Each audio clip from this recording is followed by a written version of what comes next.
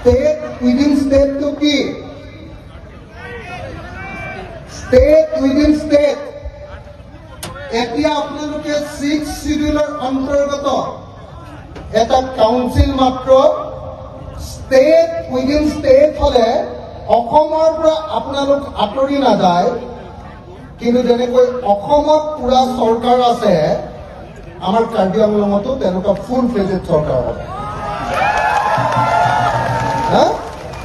মই সেইকাৰণে আপোনালোকে এইটো পাবলৈ লৈছিলে 1967-ত। 1967-ত আপোনালোকে এইটো ষ্টেট উইদিন ষ্টেট বা অসমত ফেডাৰেল ভিত্তিত পুনৰ্গঠন কৰি কেন্দ্ৰীয় চৰকাৰে আপোনালোকৰ কাৰ্বিসকলক এই ষ্টেট উইদিন ষ্টেট দিবলৈ লৈছিলে, কিন্তু কেন্দ্ৰীয় চৰকাৰে সেইটো মানি লোৱাৰ পাছতো সেই সময়ৰ কংগ্ৰেছ চৰকাৰ আৰু অসমৰ জাতীয়তাবাদী নেতৃবৰ্গই ইয়াৰ বিৰোধিতা কৰাৰ কাৰণে 1967-ত পাবলগীয়া ষ্টেট উইদিন ষ্টেট আপোনালোকে নাপালে। সেইটোৰ কাৰণে যুঁজি ইতিমধ্যে মেঘালয় ষ্টেট পাই গ'ল। 1967-ত কাৰ্বি আংলং আৰু উত্তৰ কাছাৰক মেঘালয়ৰ লগতে খাচিয়া আৰু গাৰো হিলছৰ লগতে একেলগতে ৰাখিছিলে। আপোনালোকে ষ্টেট পাবৰ কাৰণে তেতিয়া গৈ আছিলে, কিন্তু কবলৈ বেয়া, যুগে যুগে দেখা গৈছে যে কাৰ্বিসকলে তেওঁলোকৰ অধিকাৰ পাওঁ অৱস্থাত আকৌ নোপোৱা হৈ যায়। কেলে? তাৰ কাৰণটো হ'ল আপোনালোকৰ বহু নেতাৰ 2 নম্বৰী ৰাজনীতি। মই সেইকাৰণে আপোনালোকক ক'ব খুজিছো, আপোনালোকে 244A কোৱাটো মোৰ বাহিৰে চাগে অসমীয়া মানুহে ছাপৰ্টে নিদিব, ক'ব যে কেলে কৈছ বুলি ক'ব। কিন্তু মই কওঁ যে আপোনালোকে 244A পাব লাগে। আপোনালোকৰ কাৰণে সংবিধানত এইটো লিখি থোৱা আছে, আপোনালোকক সেই অধিকাৰ দিব লাগে। এইটো মই অকল কাৰ্বি মানুহৰ আগত বা কাৰ্বি আংলঙৰ মানুহৰ আগত কোৱা নাই, মই এছেম্বলিটো এইটো কৈ দিওঁ, গুৱাহাটীতো কৈ দিওঁ, শিৱসাগৰতো কৈ দিওঁ যে আমাৰ ইণ্ডিজিনিয়াছ ট্ৰাইবেল মানুহ কাৰ্বিসকলৰ লগত ডিমাছাসকল আৰু আজি নাগা মানুহ বহুত আহিছে, ইয়াতে নাগা মানুহ আহিছে, লোথাও আহিছে আৰু লেংমাও আহিছে, হয়নে নহয়? আদিবাসী লোক আহিছে। মই সকলোকে কৈছো যে কাৰ্বি আংলঙত 244A দিয়াটো মই সমৰ্থন কৰো। এখন স্পষ্টকে সকলোৱে কৈ দিব পাৰে। মোক কাইলৈ ক'ব যে ই ভিলেই, ই কাৰ্বিবিলাকক স্বায়ত্ব শাসন দিবলৈ যায়, কেনেকে ক'ব ই? মোক গালি দিব, কিন্তু মই একদম দৃঢ়তাৰে আপোনালোকৰ সন্মুখত কৈ গৈছো যে 244A মই ছাপোৰ্ট কৰো। আৰু সেইকাৰণে আপোনালোকে নো অট'নমাছ ষ্টেট নো ৰেষ্ট বুলি, নো অট'নমাছ ষ্টেট নো ৰেষ্ট বুলি যেতিয়া শ্লোগান দিয়ে, তেতিয়া ময়ো একেলগতে আপোনালোকৰ হাতৰ মুঠি ওপৰলৈ তুলি একেলগতে কওঁ যে নো অট'নমাছ ষ্টেট নো ৰেষ্ট। দেই, এইটো একদম স্পষ্টকে কৈছো। অসমত আৰু কোনো মানুহে ইমান স্পষ্টকে এইটো কথা ক'ব নোৱাৰে। মই খাটাংকে আপোনালোকক ক'ব পাৰো। মই কিন্তু আপোনালোকক এইটো ছাপোৰ্ট দিওঁ, আৰু কোনোবাই মোক ভাল পালে বেয়া পালেও মই ফেডাৰেলিজমত বিশ্বাস কৰো। ফেডাৰেলিজমত মই বিশ্বাস কৰো। ক্ষমতা দিল্লীৰ হাতত নহয়, দিছপুৰৰ হাতত নহয়, জনতাৰ হাতলৈ আহিব লাগে, এইটোত বিশ্বাস কৰো। আৰু সেইকাৰণে মই কাৰ্বিসকলৰ 244A ছাপোৰ্ট কৰো। এইটো ক্লিয়াৰিফাই সকলোকে কৰি দিছো দেই। ডিমাছাসকলৰ ক্ষেত্ৰতো একেই ছাপোৰ্ট কৰো। কিন্তু এটা কথা মনত ৰাখিব, কোনো ৰাজ্য, কোনো জিলা বা কোনো কেন্দ্ৰীয় শাসিত অঞ্চলত অকল এটা জাতি বসবাস নকৰে। কাৰ্বি আংলঙতো অকল কাৰ্বি মানুহে বসবাস নকৰে, কুকিয়ে বসবাস কৰে, নগাই বসবাস কৰে, লুথাই বসবাস কৰে, ৰেংমাই বসবাস কৰে, বড়োৱে বসবাস কৰে, আহোমে বসবাস কৰে, অসমীয়া ভাষী মানুহে বসবাস কৰে, আদিবাসী মানুহে বসবাস কৰে। আপোনালোকেও কিন্তু একেটা সময়তে প্ৰত্যেকটো জাতিক সন্মান কৰিবলৈ শিকিব লাগিব। মই স্পষ্টকে একেটা কথাই কৈ দিছো, স্পষ্টকে একদম কৈ দিছো। দুটা কথা আপোনালোকে মনত ৰাখিছে চাগে। যেনেকৈ মই আপোনালোকৰ গণতান্ত্ৰিক সংগ্ৰামক সমৰ্থন দিছো যে আপোনালোকে অধিক ক্ষমতা পাব লাগে, আপোনালোকে ষ্টেট উইদিন ষ্টেট পাব লাগে, 244A পাব লাগে। একেটা সময়তে মই একেটা গণতান্ত্ৰিক কথা কৈছো যে কাৰ্বি আংলঙত পৃথিৱীৰ কোনো ঠাইতে অকল এটা জাতি বসবাস নকৰে, আন যিবিলাক জাতি বসবাস কৰে তেওঁলোককো আপোনালোকে সন্মান সহকাৰে তাত বসবাস কৰিবলৈ অধিকাৰ দিব লাগে, হয়নে? যদি আপুনি বেলেগক সন্মান নকৰে তেতিয়াহ'লে আপোনাকো বেলেগে সন্মান নকৰিব, হয়নে? গতিকে এইটো মনত ৰাখিব। তাৰ বাহিৰে 100% আপোনালোকক আন সকলো কথাতে মই সমৰ্থন কৰোঁ, 100%। এতিয়া 244A কোনে আনিব পাৰিব? 244A তুলিৰাম ৰংহাঙে আনিব নোৱাৰে। কেলে নোৱাৰে? তুলিৰাম ৰংহাঙৰ ৰাজহাড়ডাল, এই ৰাজহাড়ডালক কি বুলি কয় কাৰ্বি ভাষাত? কি বুলি কয়? হা? এই আমৈটো, তুলিৰামৰ এই আমৈটো এনেকা বেকা। তুলিৰামে হিমন্ত বিশ্ব শৰ্মালৈ ভয় কৰে, হয়নে নহয়? তুলিৰাম ৰংহাঙে নৰেন্দ্ৰ মোদীলৈ ভয় কৰে, হয়নে নহয়? আৰু তুলিৰাম ৰংহাঙে ট্ৰাইবেল মানুহ হৈও হিমন্ত আৰু নৰেন্দ্ৰ মোদীৰ ওচৰত চাৰেণ্ডাৰ কৰে, হয়নে নহয়? আৰু কোনো চাৰেণ্ডাৰ কৰা মানুহে কেতিয়াও অধিকাৰ কাঢ়ি আনিব নোৱাৰে। কথাটো বুজিছেনে নাই? কোনো চাৰেণ্ডাৰ কৰা মানুহে অধিকাৰ কাঢ়ি আনিব নোৱাৰে। তুলিৰাম ৰংহাঙে কয়লাৰ পৰা পইচা খাব পাৰিব, ৰাস্তাৰ নামত অহা পইচা আধা খাই দিব পাৰিব, বুজিছেনে নাই? আৰু আপোনালোকক কেতিয়াবা গাহৰি মাংস আৰু মদো খুৱাব পাৰিব। কিন্তু তুলিৰাম ৰংহাঙে কেতিয়াও 244A কাৰ্বি আংলঙৰ মানুহৰ কাৰণে আনি দিব নোৱাৰে। কথাটো বুজিছেনে নাই? সঁচাকে বুজিছেনে নাই? মই কাৰ্বি ভাষা নাজানো, মই জনা হলে কাৰ্বি ভাষাত ক'লোহেঁতেন। এইটো ক'ব পাৰিব লাগিছিলে। কাৰ্বিসকল অসমৰ কলম্বাছ কোনে কৈছিলে? বিষ্ণু ৰাভাই কৈছিলে। বড়ো নেতা, অসমৰ আটাইতকৈ ডাঙৰ বিপ্লৱী বিষ্ণু ৰাভাই কৈছিলে যে অসমখন প্ৰথমতে আৱিষ্কাৰ কৰিছিলে অসমৰ প্ৰথম মানুহ হ'ল কাৰ্বিসকল, বুজিছেনে নাই? মোৰ গুৰু বিষ্ণু ৰাভাই কৈছিলে, মোৰ গুৰু বিষ্ণু ৰাভাই কৈছিলে যে অসমৰ প্ৰথম মানুহবিলাক হ'ল কাৰ্বি মানুহ। আৰু সেই বিষ্ণু ৰাভাই কৈ যোৱা অসমৰ প্ৰথম মানুহ কাৰ্বি মানুহবিলাকক মই আজি এইডোখৰত আপোনালোকে বহি থাকোঁতে এজনকে সুধিছিলো, মহিলাবিলাকক সুধিছিলো, মতা মানুহবিলাকক সুধিছিলো। মই সুধিছিলো যে আপুনি কি কৰে, চাকৰি কৰে নে অন্য কি?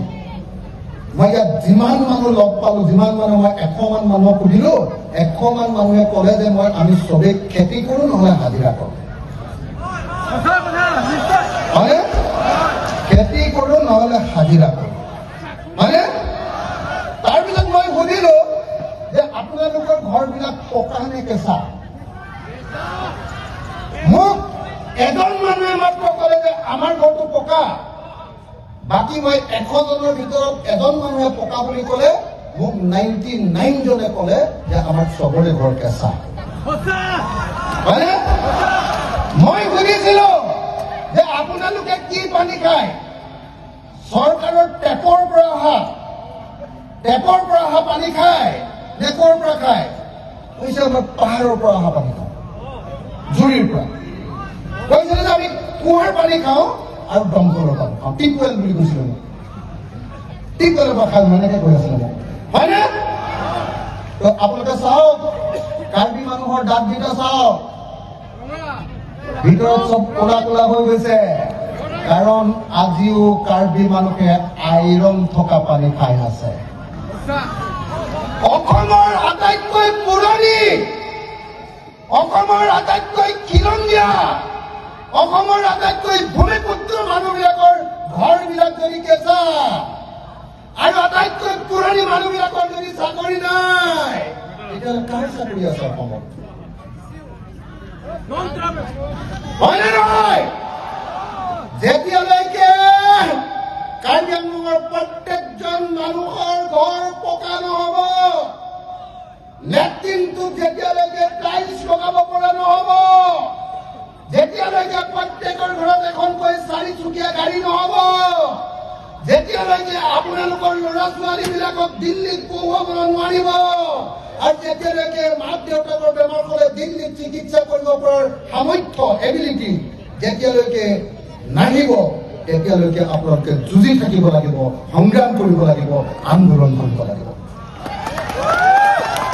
মই আপোনালোকক লিখি দিব পাৰোঁ তুলিৰাম ৰঙাল নহয় দিছপুৰৰ বা দিল্লীৰ আটাইতকৈ ডাঙৰ দালালটোৱেও যদি ৭৭ বছৰ স্বাধীনতাৰ পাছত যদি কাৰ্বি আংলং সাহিত্য শাসিত পৰিষদৰ যদি CM হৈ থাকে ৭৭ বছৰতো পকা ঘৰ পকা কৰি দিব নোৱাৰে ৭৭০ বছৰতো পকা কৰি দিব নোৱাৰে যেতিয়ালৈকে দিল্লী আৰু দিছপুৰৰ ওচৰত সিহঁতি আঁঠুৰ হৈ থাকিব হয়নে নহয় একদম আজি কাঠাৰদাই একদম স্পষ্টকে কৈছে যে যদি তুলিৰাম ৰঙালক ভোট দিয়ে যদি বিজেপিক ভোট দিয়ে তেতিয়াহ'লে 2 টুকুৰা গাহৰিৰ মাংস খাবলৈ পাব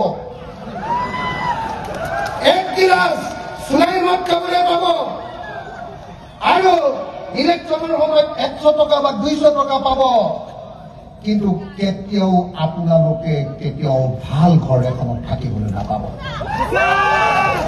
হয়নে নহয় এতিয়া আপোনালোক কাৰ্বি মানুহবিলাক কাৰ্বি আংলঙত থকা ডিমাচা মানুহবিলাক কাৰ্বি আংলঙত থকা কুকি মানুহবিলাক কাৰ্বি আংলঙত থকা লুথা মানুহবিলাক ৰেংমা মানুহবিলাক আৰু আন জাতিৰ সকলো মানুহবিলাক এতিয়াহে ধনী হ'ব পাৰিব যেতিয়া আপোনালোকে 244A পাব নাম্বাৰ 1 আৰু 244A সেই মানুহৰ হাতত থাকিব লাগিব যি মানুহে জনতাৰ কাৰণে কাম কৰে যি মানুহে দিছপুৰ আৰু দিল্লীৰ কাৰণে ATM হিচাপে ব্যৱহাৰ নহয় হয়নে নহয় ৰাইজ হয়নে নহয় ৰাইজ এতিয়া কাৰ্বি আংলঙত কয়লা খান্দে এতিয়া NC হিলছত কয়লা আৰু সুনীল খান্দে কিন্তু কাৰ্বি মানুহ ডিমাচা মানুহে তাৰ ভাগ নাপায়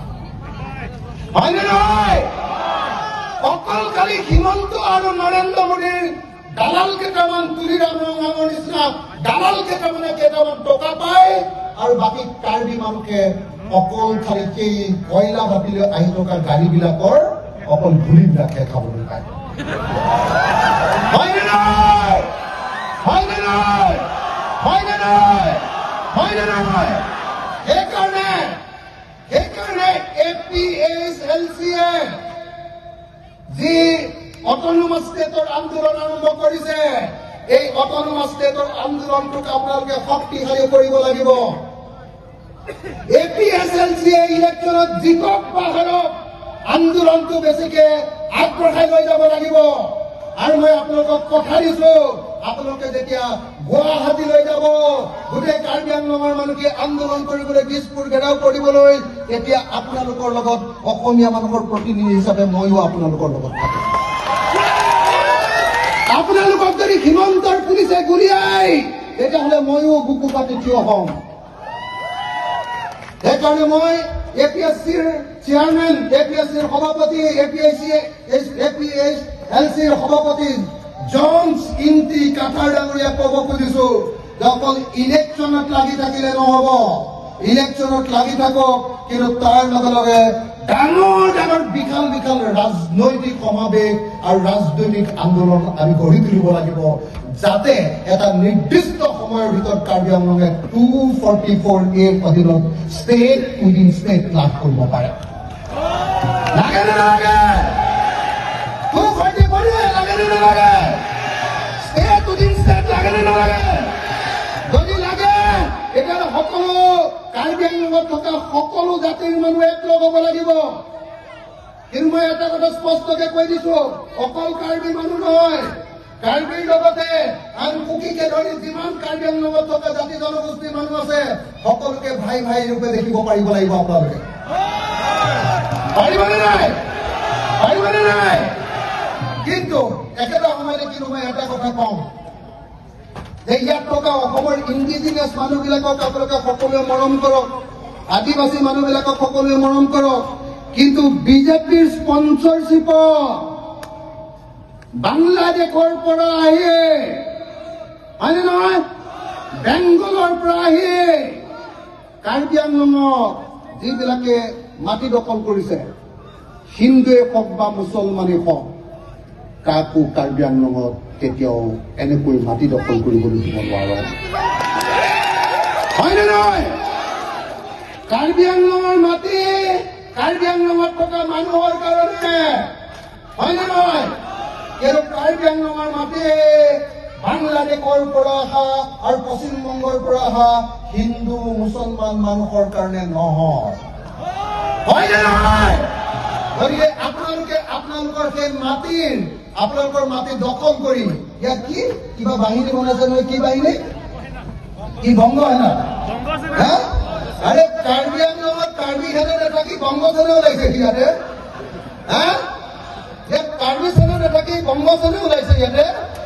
তো আপোনালোকে সকলোৱে সাৱধান হওক যে কোনো বংগ সেনা সংঘ সেনা কাৰ্বি আংলঙত থাকিব নোৱাৰিব, কাৰ্বি আংলঙত থাকিব কাৰ্বি সেনা, হয়নে নহয়? কাৰ্বি আংলঙত থাকিব ইণ্ডিজিনিয়াছ সেনা, হয়নে নহয়? ভূমিপুত্ৰৰ সেনা। ইয়াত কাৰ্বি মানুহ আৰু অসমৰ পুৰণি খিলঞ্জীয়া মানুহৰ অধিকাৰ থাকিব, ইয়াত কেতিয়াও বিদেশৰ পৰা অহা মানুহৰ অধিকাৰ থাকিব নোৱাৰে, হয়নে নহয়? শ্ৰদ্ধেয় ৰাইজ, মই যোৱা 26 অক্টোবৰ তাৰিখৰ পৰা ঘৰলৈ যোৱা নাই, অকল চাৰিওফালে অসমৰ চাৰিওফালে ঘূৰি আছো, ঘূৰি ঘূৰি মিটিং কৰি আছো, আৰু মিটিং কৰি ৰাইজক এটাই কথা কৈছো যে 2026 চনত হিমন্ত বিশ্ব শৰ্মাক গাদিয়ে চাদিয়ে বান্ধি লৈ, চকীয়ে টুকিয়ে বান্ধি লৈ ব্ৰহ্মপুত্ৰত দলিয়াই দিব লাগিব। লাগিবনে নাই? লাগিবনে নাই? লাগিবনে নাই?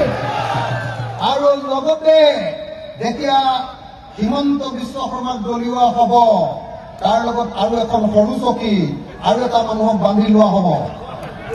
কোন বাৰু? কাৰ্বি আংলঙৰ পৰা আৰু এটা মানুহক বান্ধি লোৱা হ'ব।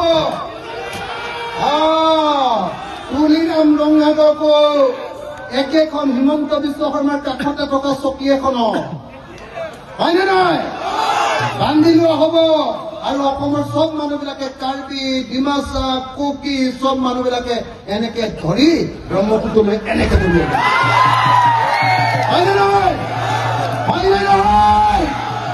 মই সকলো ৰাইজকে 26 চনৰ নিৰ্বাচনত একো নেতাবৰ কাৰণে কেৱল আৰু কেৱল APHLCক ভোট দিবৰ কাৰণে মই আপোনালোকক আহ্বান জনাইছো। আৰু মই নিজে আহি 26 চনৰ ইলেকশ্যনত APHLCৰ কাৰণে কেম্পেইন কৰিম। আপোনালোকৰ ঘৰবিলাকলৈ যাম, আপোনালোকৰ গাঁৱলৈ যাম, আপোনালোকৰ চহৰলৈ যাম, আৰু কাৰ্বি আংলঙৰ পৰা তুলিৰাম ৰঙাগক পাহাৰৰ পৰা দলিয়াই দিয়াৰ ব্যৱস্থা গ্ৰহণ কৰিম। হ'বনে? হ'বনে নহ'ব? আৰু 2 নম্বৰ, কাৰ্বি সাহিত্য শাসিত পৰিষদটো কেইটামান দালালৰ হাতত এৰি দিয়াটো ভাল হোৱা নাই, হয়নে নহয়? এইবাৰ কাৰ্বি সাহিত্য শাসিত পৰিষদ কাৰ্বি আংলং অট'নমাছ কাউন্সিলখন আমি অতি সোনকালে আমাৰ APHLCৰ হাতলৈ অনাৰ ব্যৱস্থা কৰিব লাগে।